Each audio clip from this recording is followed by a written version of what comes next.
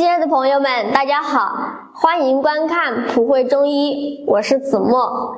今天我给大家讲一讲慢性支气管炎这个病的治疗思路。这是西医的命名，中医里呢主要是根据你的症状来对症调理。它的主要症状呢就是咳嗽、咳痰。我给大家分享一个案例，方便你们呢好理解一些。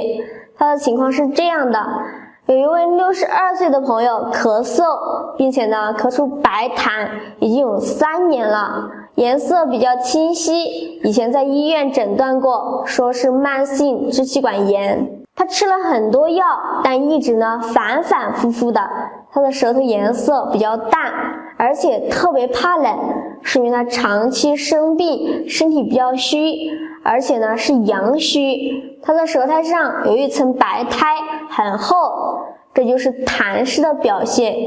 还用了7味药，是小青龙汤再加了一些附子组成的，有这个麻黄12克、桂枝、干姜、法半夏各10克、细辛3克、甘草6克，还有炮附子。因为它不但咳嗽，而且呢还阳虚，附子温阳的效果很好。但是它有一定毒性，我就不在这里说具体用量了，一定要在医生的指导下使用。这里面的麻黄呢是用来宣肺的，干姜除了能够温中健脾，又能够温肺化痰，半夏是化痰的，细辛呢能够散寒，也可以温肺化痰。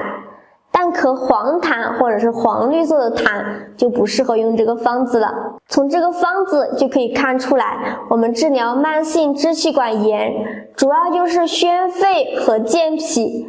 宣肺的目的呢，就是让我们的这个呼吸顺畅，同时清理肺，让肺将痰排出去。健脾主要就是为了促进这个脾运化水液的功能，能够从根源上断绝痰的来源。那咳嗽咳痰又和肺与脾有什么关系呢？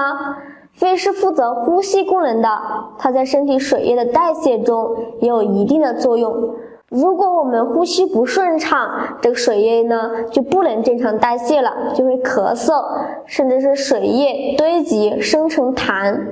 但是我们吃的食物水谷都是先通过食管到胃里，然后蒸熟，脾再负责运出去。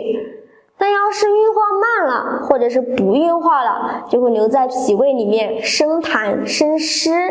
所以呢，脾是生痰的地方，呼吸顺畅了，脾能够正常运化了，咳嗽咳痰自然也就不存在了。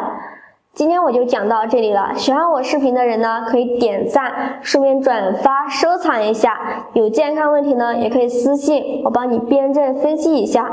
感谢大家的关注。